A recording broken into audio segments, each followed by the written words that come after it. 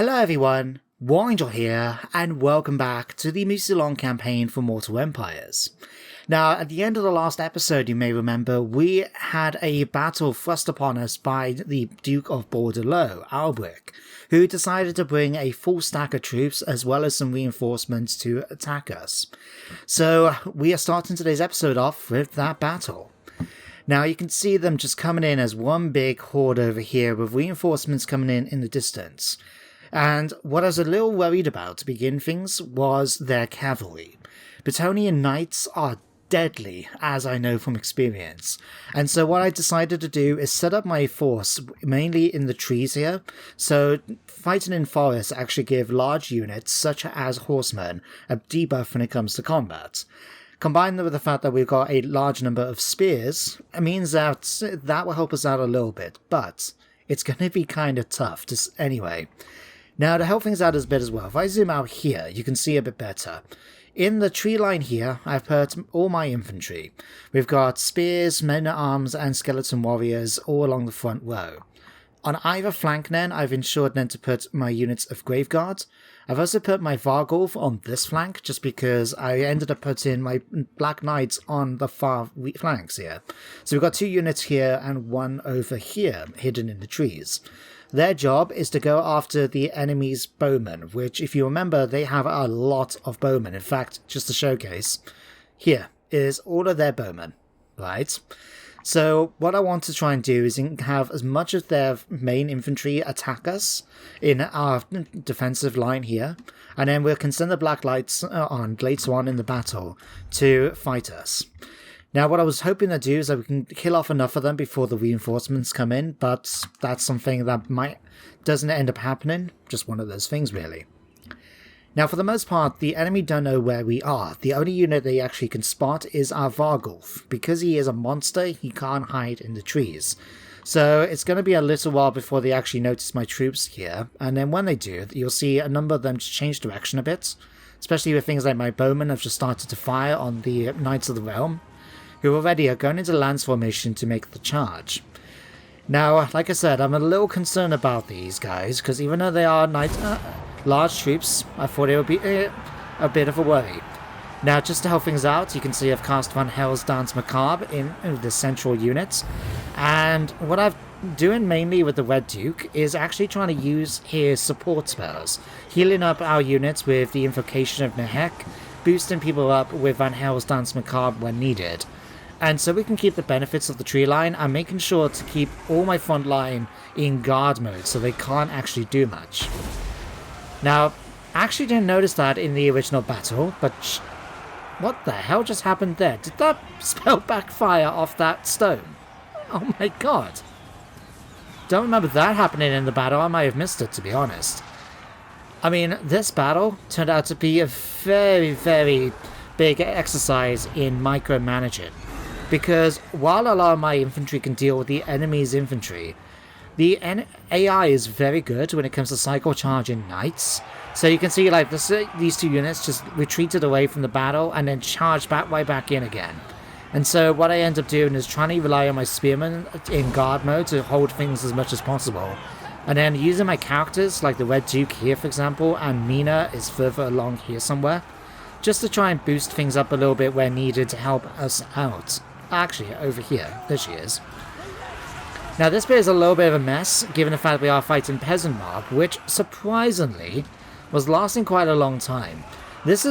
I know that they get bonuses for fighting near knights, but still, I wasn't expecting them to last as long as they did in this combat. They lasted a long time. Now, that isn't what can be said for some of my troops. You might have saw there the big explosion that, if I hover over the unit here, has now caused a lot of the nearby units to gain a number of debuffs. This was because I was trying to overcast the Invocation of Nehek to try and heal up the units over, where was it, this side, or was it over here? I was trying to do them somewhere, anyway.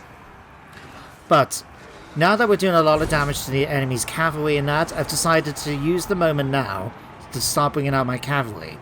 So this unit here is going to be charging right around then to attack this unit. We've got the other 2 then, once the game allows me to catch up, making their way over here to go after this large group of bowmen here. So that's all going to help us out quite nicely. We still got the issue with the knights. Like I said, these guys are dangerous, and I'm trying my best to kill them off, but there's just a lot of them, and all they need, and my knights are not as good against them.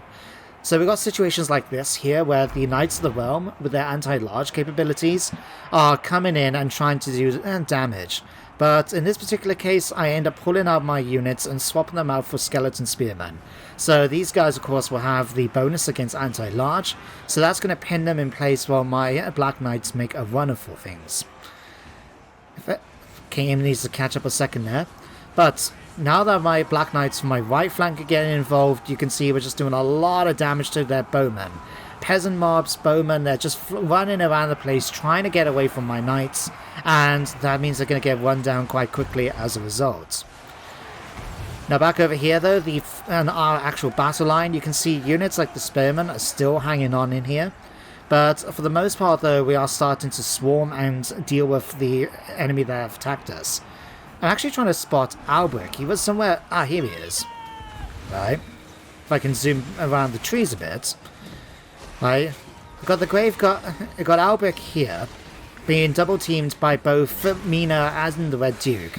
Just because I was noticing he was taking a large amount of damage, and it was because at the time Alberic was getting buffed up by the Prophetess that was boosting his melee attack and defense. So I rushed Mina over to try and help him, and eventually we got in a position when he's getting pushed back. Now this is what I mean. Oh, no, this isn't it.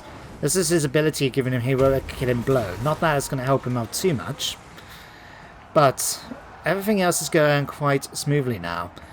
Our Black Knights are still doing a ton of damage spread around the center here, causing units to retreat. When they retreat, I'm allowing them to basically try and chase them down enough to make sure they don't come back. But it's making sure they don't run away too much either. We've still got situations going on like here where my skeletons are hanging on for dear life. But thanks to the penalties they're doing now against the knights, we are starting to win those fights. And as you can see now, victory is within our grasp.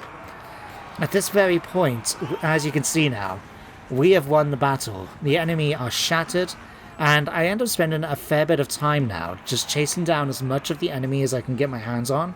In particular, the most valuable units, like the knights, for example, the foot squires and stuff like that. Now, it's a bit difficult to try and do it, given that skeletons aren't exactly the fastest units, and my Black Knights can only be in so many places at once. But we do end up trying to do our best, and we managed to kill off Alberic, giving us another blood kiss. Definitely is not something I'm going to complain about. But at this point, guys, we can leave the battle here, go back to the campaign map, and you can see exactly what the final tally was. So see you guys in just a sec. So there you have it, guys, a close victory for us, and I must say that was a long fight for me. Whew. But we managed to kill off most of their most powerful units, the Knights of the Realm, which I'm happy about at least, and the remnants are so badly injured that we should be able to chase them down in our following turn. Now, as for what we do with the captives, I'm actually going to go ahead and dominate them, try and get a bit of extra replenishment for our force. And luckily, because we are still just within our region, we can get replenishment. So can they, mind, but we're going to be in a much better position than they are after the end turn phase. So let's just see what happens next. Right, let's see all these pop-ups we have to deal with now.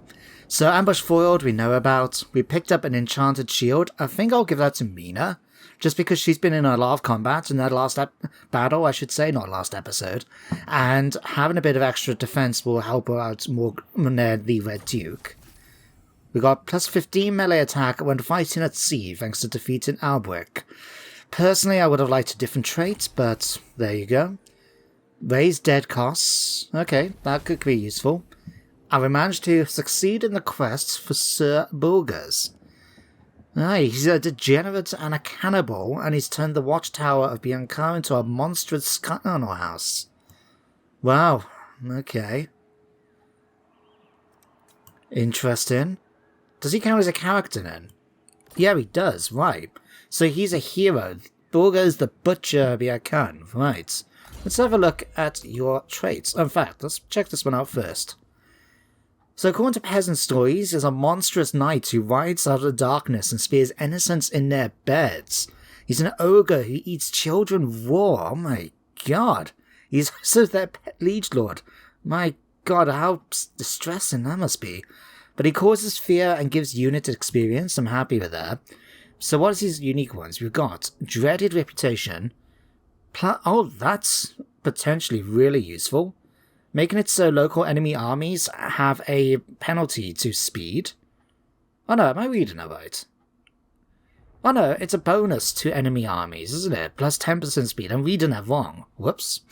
But the leadership will be useful. Madness of Meravec. Right. Okay, so he's got Rage. Impaler. Some bonuses to combat. Weapon of Terror. He causes terror. Okay. Booger's Knights, if he does this, he gains extra casualties. And the Butcher itself, a Hex that gives penalties to melee defense. That could be really useful in combat at the right moment. But I think for the moment I'm going to continue using him as a campaign agent. So let's have a look. We've got a character right here, in fact. Brandon Everstone. What's your chances? 44%? Let's go and start leveling you up, good sir. Alright, we've got Eustache of the Rusting Blade, another character as well. Now, why was I sending you down here? I have no idea. Let's just send him down here anyway. Alright, Montfort looks like it's available for an exposed. Paravon is also very weak, unless their other army is elsewhere. Okay, we'll keep an eye on that. Right. Our army now is basically back up to full strength. What should we do now about this? Not in this world or the other. My lady will not allow it.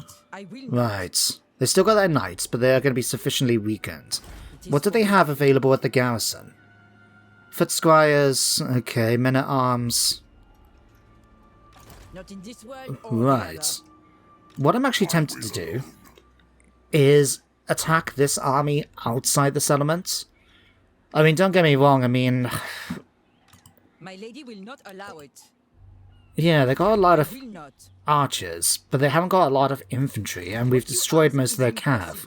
So yeah, let's fight this battle outside the walls, and then we'll be able to hopefully kill off as many of them as possible, and then quickly go after the survivors in Aquitaine. We will make sure to level up first, let's be honest. Now, something that could have been a little tempting in that fight is to actually summon the undead. So while I didn't particularly want to work my way down this tree a lot with the Red Duke, given he is a blood dragon, let's be honest, it will have its uses. Because of undead, let's definitely go for that, just because it does give the extra boost for hit points every time we cast a spell. So that affects all the undead on the map, so we'll definitely go for that. His combat could have been a little bit better in that battle, to be honest, but I think we'll be okay. If we go for this, though. Reduced miscast chance. Yeah, I would rather have gone for... thing. No, we'll go for Raise of Undead. Having the ability to summon in undead will be useful in the fight, so we'll have that. Let's see, Mina, I'm going to give you Safeguard. And I'm going to let you go down the Impassioned tree. We're going to make you into a little bit of a combat creature, I think. And then, let's go down and attack Debonnaire. Now, one advantage as well with this is not only is she the character we fought before, so she's a little weakened, but this army here is force-marched. So as soon as they get onto the battlefield, they're going to be tired anyway. So that's going to make things a bit easier for us. So let's go down here and start another fight. Now, balance bar, as you can see, is 50-50, but considering we won the previous battle, I'm quite happy to fight this one again. So, let's go and fight it. Welcome everyone to the second battle we've had to fight here at Aquitaine. Now for this battle, we've got the advantage of starting with our entire stack, while the enemy reinforcements are coming in right behind us. Now bearing that in mind, and the fact that the army that starts the battle from the Bretonnians is one of the survivors from our first battle at the beginning of the episode, I decided to rush them down with our entire force, eliminate them in one go, so we can turn around then and deal with the reinforcements. And that's exactly what we're doing.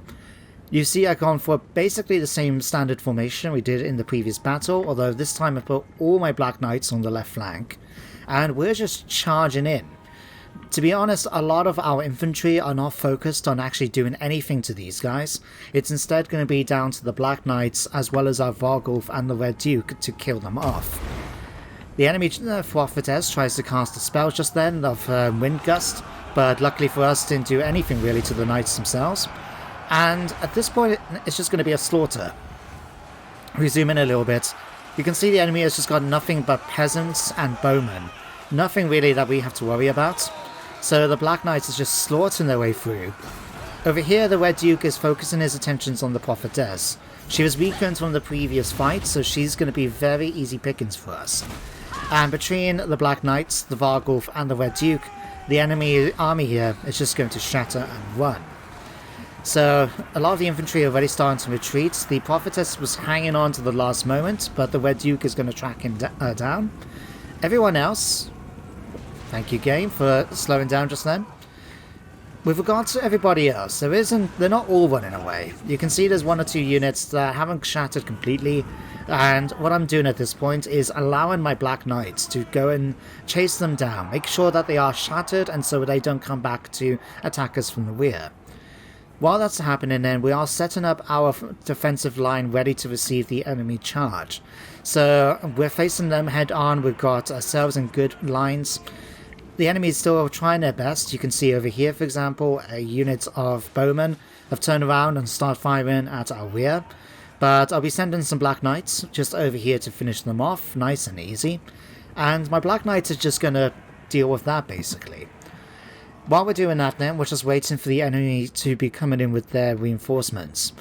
Now luckily for me, a number of these are weakened. These are survivors again from the previous battle at Aquitaine at the beginning of the episode. But the full stacks are the garrison from Aquitaine itself. And these are the units I would ideally like to try and finish off as much as possible. Because if we can deal with these guys, it means going after the settlement in the next battle, right, which if we didn't chase them all down, then we will have to fight, will just make things much easier for us. So that's the plan anyway.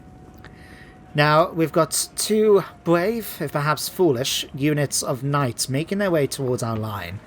They are charging some of the spearmen right here, so I'm more than happy for them to do that. Arrows are already starting to fire. Here you might have noticed the skeleton warriors actually had the Van Hell's Dance Macabre cast on them because I accidentally clicked on the wrong unit. My bad. But instead the spearmen are dealing with these knights quite nicely. These guys are already damaged from the previous fights. You can see their health is already going down just from the arrow fire. And just like last time, I am keeping my infantry defensive on guard mode, so they're not going to chase down the knights outside the settlement. Instead, I take the opportunity to heal them up, ready for the next charge. It's pretty much though all happening over there for the action. Everyone else is just waiting for the infantry to turn up. And my Black Knights now at this point have finished chasing down the enemy survivors from the first army. And we're just getting them into position then to do the same as before, flank the enemy and attack their bowmen. Now this ended up being a bit of a situation because this unit of knights actually decided to wrap around instead.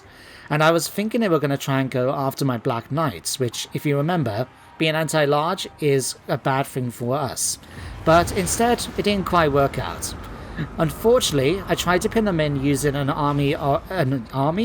unit of zombies, and managed to catch a couple of them, but not as well as I would have liked. But what I ended up doing instead is pulling my Black Knights out initially, and then as they were getting weaker, we just brought them in, pinned them in place, and finished them off with our spearmen. Now back in the main line itself, you can see the skirmish and it has started. Our bowmen are firing on theirs, and their bowmen have got the advantage, but it's okay, it's okay. We've got more than enough troops and health points to deal with the arrow fire. The enemy are now starting to make their way in. You can see one unit getting harmonic convergence, increasing their melee attack defense. They're charging straight towards my spearmen. Bit one-sided given that it's peasant mob and they do have a major disadvantage against us. I mean, I just noticed, look at the melee attack and defense. Pretty much all of that stats is mainly down to that spell. Amazing. Now, in the meantime, now the rest of the infantry are coming to attack us. We got a close line shot of bowmen there against their spearmen there. But while that's all happening, we're just getting in position out to outflank. I'm bringing in my zombies just to try and chase down these Knights of the Realm, see if we can just catch them. The other unit are back here, going after the last remaining units from that Knights of the Realm unit. That made more sense in my head, but you guys know what I mean. Luckily for me though, the AI decided to pull this one back. Not too sure why, but it did mean that my Black Knights can swing on past and go straight for the bowmen in the back here. And that's really all we needed to worry about. Over here then, just to boost things up, you would notice the giant amount of stone just falling down from the sky. This is because if you remember, the Red Duke has got that scroll that gives us the Assault of Stone spell once per battle. Now I did use it in the previous battle in order to do some damage to some knights early on, but in this particular case I saw an opportunity to go after their large unit of foot squires, and so we just did a ton of damage to them. Now again, battle's starting to swing massively in our favour at this point, as you can see here. We still outnumber the enemy. They are trying with attempts like that, where they actually managed to do a fair bit of damage, I noticed, although a number of our troops and theirs stood up after that. We are still trying to do bits and pieces. Another zombie unit coming in order to try and attack this enemy from behind. My Black Knights are still going to town against all the enemy infantry back here. We have got some knights coming in to try and stop our troops, but these guys are massively outnumbered now, and it's not going to be any issue for my knights to deal with them. We've got 2 of them, and they've only got 1. In fact, you can see now they've already started to shatter, and at this point now the enemy has started to break completely. It's just a case now of mopping up the survivors, and that's what I end up doing a lot more of the battle trying to do. There's still, I think, 1 more unit. Oh no, that's now actually finished. But again, it's a situation where there's loads of enemies we want to track down, and only so many troops we have that can catch up to them. So I am trying my best to make sure we send Black Knights, for example, after units like the Squires, any Knights that happen to be available still, and things like that. The Red Duke is going after Bowmen, but generally it's just trying to find whichever the largest units are and kill them off. But it is another victory for the vampires of Mousillon, the undead I should say, Mousillon. And so let's go back to the campaign map. So, another close victory, but I think we were much better off that time. Managed to get some dark magic as well, and again I'm going to go ahead and dominate the captives, get our numbers back up. And at this point now I think we can safely go for Aquitaine. Picked up the Amber Trance, that's a pretty... yeah, I really don't like that item. Another Gravedigger. Let's see if we can finish them off. Wow, I actually expected to be a little bit more in my favour than that. I'm just going to go ahead and auto-resolve this one. We've already fought a lot of battles today, and I just want to make sure Bordelot are done with. So let's go and do that. We are going to occupy, of course. Alright, Bordelot has been secured and destroyed. Pick out the Fear of Aramar. Oh, that's another terrible spell. Executioner. Okay. Right. So both our starting enemies have now been defeated completely. So we need to really think about where we're going to go next. But I do want to take a moment to sort of allow our numbers to replenish and things like that. So we're not going to be in a rush to start another war, is what I'm saying. Now, let me just check my buildings quick. We do have the building slot here. So if we wanted to, grazing pastures will allow us to build up our growth very, very quickly. But then it does have the issue that there are other stuff I would like to try and get. So for example, Defiled Khans will allow us to get Black Knights and recruit even more of those. Getting those Lances and Bardom could be quite interesting. Oh yeah, we're going to get Vikings as well. Might be a little bit more suitable for our current army than having the Vampirus. Now, let's stick to what I originally was going to do, and go for the Balefire Brazier. So not only does this increase vampiric corruption, which will be able to spread to adjacent provinces, but it also allows us to recruit damsels, corrupted by the magic of Mousillon, and as a result, it's going to allow us to get some very interesting spells not normally associated with the undead. So, let's go for that. And what was it that we could build down in Bordelot? What do we actually have? We've got a tap room. I mean, this does give us necromancers, but I'm gonna get rid of that for now. The farm, I will spend some money on the farm, just so we can get some more magic coming in. Don't ask me how that provides magic, just one of those things, I guess. And what else do we have? Aiden. Oh, hello, who are you? Valise do. Oh, right, so some of the survivors might have joined Carcassonne, I guess? I don't know. Right. I don't know, let's have a look and see how Carcassonne is doing down here. They've still got Bouillon, Quillis, Paravan, and Montfort. Probably would be nice to go after these guys next. Oh, it's just so many options. Just so many options. Right. Public order is going to be an issue, so we need to spread corruption and public order if possible. Let's go for Foster Terror for the moment, because that will jump down to -5 while we have the military presence in. Actually -4 because of the provincial instability. Yeah, we'll go for that, and then, no, in fact, let's go for the public order. Yeah, I'll kick in next turn, it'll be much better for us. Alright, Red Duke. Zombies didn't do too bad in that round, did they? Kinda tempted to go for Lightning Strike with him, given what we've been facing so far, but we've got 2 more points. We could do that. If we go Darkland Skies and Immortal Horrors. Next level up we can get Lightning Strike, and then we can continue down our battle skills then. So, yeah, that will be useful. Okay, for Mina then. Alright, we'll continue giving you Impassioned. I think having access to Spirit Leech is fairly useful as a character hunter, so we can go for that, definitely. Having some of these, though, Leadership could have been really useful in those fights. Aspect of the Dread Knight combines well with them, and Soul Blight would have allowed us to reduce the enemy damage, especially when fighting knights. I'd argue that'd be much better. So I'll tell you what, let's go for 2 points in that. There, that'd be much better. And then don't forget to give you your Enchanted Shield. There we go. Anything else we can give you?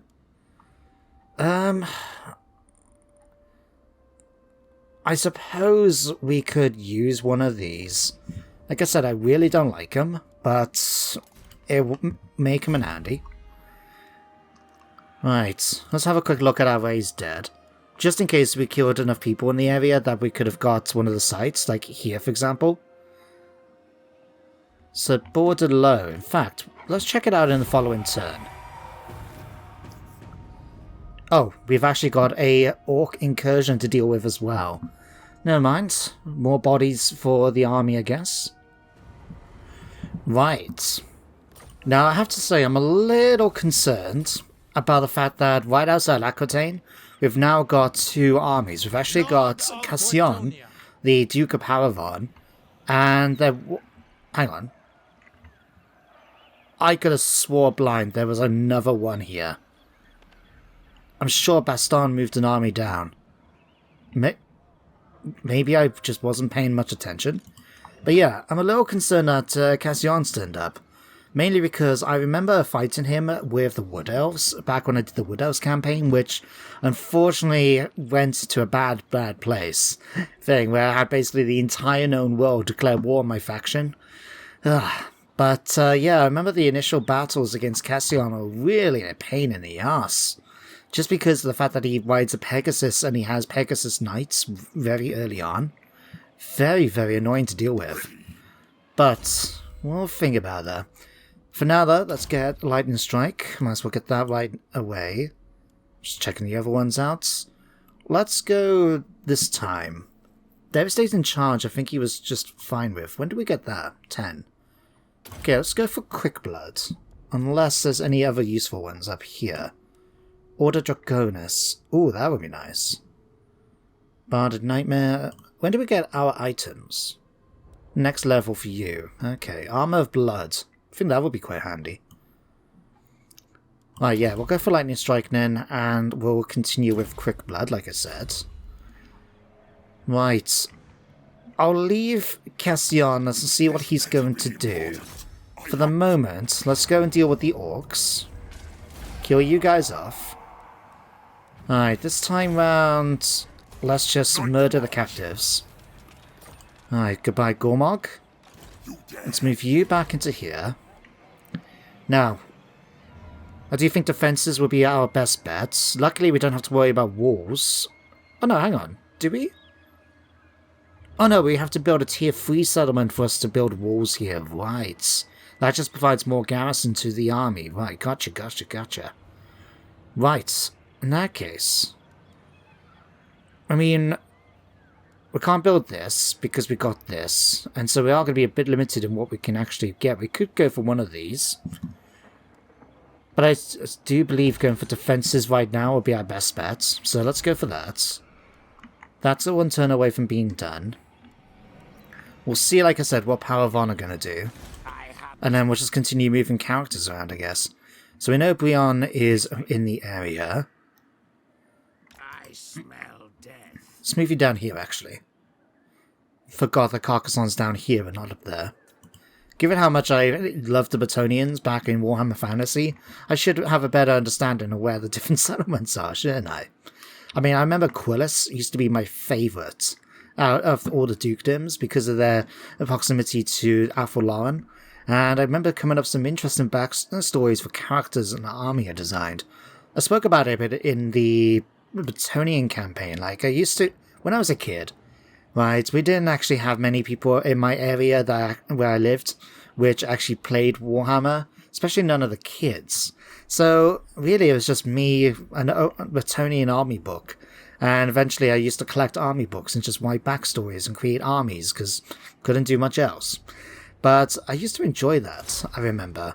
And I remember for my Bretonnians, I remember I used to have a character that had the virtue of empathy, which basically was one of the virtues that allowed your character to go on foot, and also made it so... Hang on, we'll go for the Liber Necronomicon.